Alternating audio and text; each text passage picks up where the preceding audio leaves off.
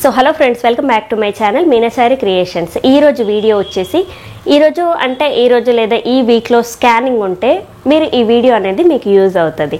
So ఏ scan అయినా సరే మనము స్కానింగ్కి వెళ్ళేటప్పుడు కొన్ని జాగ్రత్తలు తీసుకోవాలి అండ్ మనం తీసుకుపోవాల్సిన ఐటమ్స్ కొన్ని ఉంటాయి అన్నమాట. సో అవి ఏంటివి అనే దాని గురించి ఈరోజు వీడియోలో మనం క్లియర్గా తెలుసుకుందాం. సో టిఫా స్కాన్ అయినా అండ్ ఎర్లీ ప్రెగ్నెన్సీ స్కాన్ అయినా అండ్ తర్వాత తీసే గ్రోత్ స్కాన్ అయినా డాప్లర్ అయినా ఏ స్కాన్ అయినా సరే స్కానింగ్కి వెళ్ళేటప్పుడు మనము మన దగ్గర ఉండవలసింది ఏంటంటే ఒక హ్యాండ్ బ్యాగ్ ఉండాలి అండ్ దాని తర్వాత వాటర్ బాటిల్ ఉండాలన్నమాట. అండ్ మీరు హాస్పిటల్కి వెళ్ళేటప్పుడు మీది మామూలుగా ఫైల్ ఉంటుంది కదా, స్టార్టింగ్ నుంచి మీరు ఇంతకు ముందే స్కాన్ అయితే తీయించుకున్నారో ఆ స్కాన్ అనేది ఫైల్లో ఖచ్చితంగా ఉండేలాగా చూసుకోండి. కొంతమంది ఏంటంటే స్కానింగ్లు తీసి యూట్యూబ్లో వీటిల్లో చెక్ చేసుకుంటూ ఉంటారు, నాకు పాప అవుతుందా బాబు అవుతుందా ఇలాంటివన్నీ నేను చేసి ఒక స్కాన్ అనేది మిస్ చేశానమాట. సో అందుకే ఇలాంటివి పేపర్స్ ఎన్నైతే ఉన్నాయో అన్నీ కూడా టిక్ చేసుకొని పెట్టుకోండి. మీరు ఖచ్చితంగా అలాంటి స్కాన్ రిపోర్ట్స్ అన్నీ కూడా ఫస్ట్ తీసిన స్కాన్ అనేది మన దగ్గర ఖచ్చితంగా ఉండాలి. దాన్ని ఫస్ట్ చెక్ చేస్తారు, దాని తర్వాతనే మనకి నెక్స్ట్ స్కాన్ అనేది చేస్తారు. అది పోతే మాత్రం కొన్ని తిట్లు ఉంటాయి అన్నమాట, నాకు పడ్డాయి అందుకే చెప్తున్నాను మీకు. సో ఖచ్చితంగా ఆ ఫైల్ అనేది మీరు ఉండాలి అండ్ దాంట్లో ఒక్క పేపర్ కూడా మిస్ అవ్వకుండా చూసుకోండి.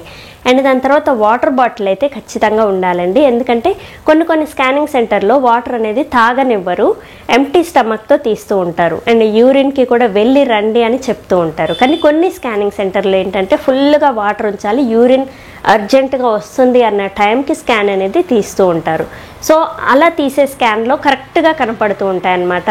ఆ వాటర్లో ఉన్న బేబీకి కరెక్ట్గా మనకి స్కానింగ్ అనేది కరెక్ట్గా వస్తూ ఉంటుంది. కొంతమంది ఏమో ఎంప్టీ స్టమక్తో తీస్తారో అలా కూడా కరెక్ట్గానే వస్తుంది. ఏది ఏమైనా మీ దగ్గర వాటర్ బాటిల్ అనేది ఉంటే మీరు వాటర్ అనేది అలా తాగుతూ అక్కడే నిలబడి కాకుండా కొంచెం కూర్చొని మెల్లిగా మీ దగ్గర వాటర్ అనేది తీసుకొని ఒక 1 లీటర్ వాటర్ అనేది ఫినిష్ చేస్తూ ఉండాలి. 1 లీటర్ కాకపోయినా మీ కడుపులో పట్టే అన్ని తాగుతూ ఉండొచ్చు. సో వాటర్ తాగి మీరు స్కానింగ్కి వెళ్తే చాలా బాగుంటుంది. కొంతమంది ఎంప్టీ స్టమక్ చెప్తూ ఉంటారు, ఇంకా దానికైతే మీకు వాటర్ బాటిల్ అవసరం లేదు.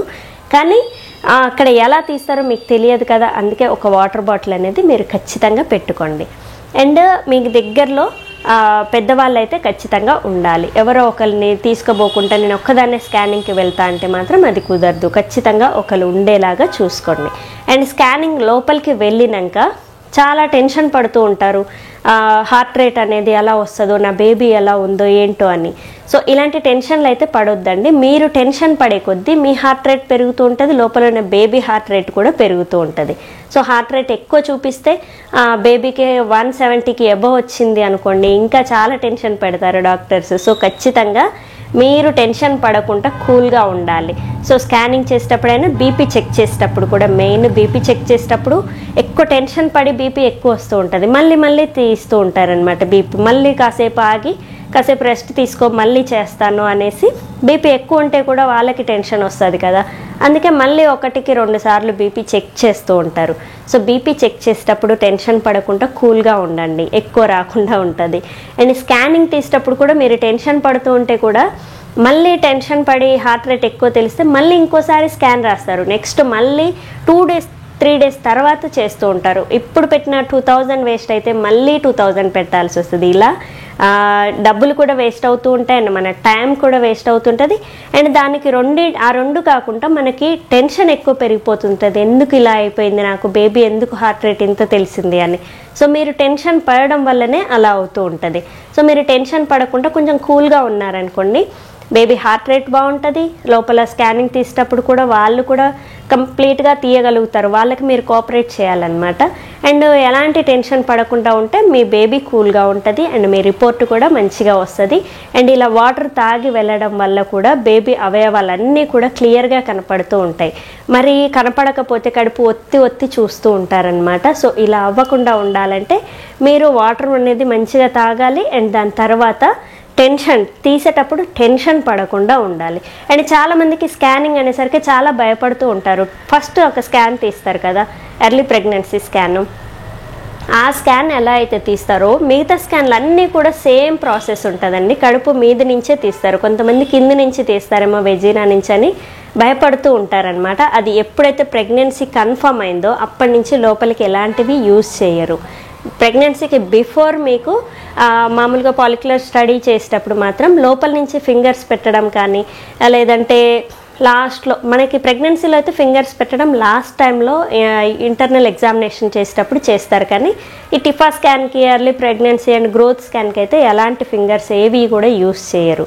అండ్ స్కానింగ్ కూడా లోపల నుంచి తీసేది ఒకటి ఉంటుంది, అది బిఫోర్ ప్రెగ్నెన్సీ చేస్తారు, కానీ ఆఫ్టర్ ప్రెగ్నెన్సీ అయితే ఇలాంటి లోపలికి యూస్ చేయరు అనమాట. ఎప్పుడు కూడా పొట్ట మీద నుంచే తీస్తారు, కానీ అది కనపడకపోయేసరికి వాళ్ళు టెన్షన్ పడి ఇంకా నొక్కి నొక్కి తీస్తూ ఉంటారు.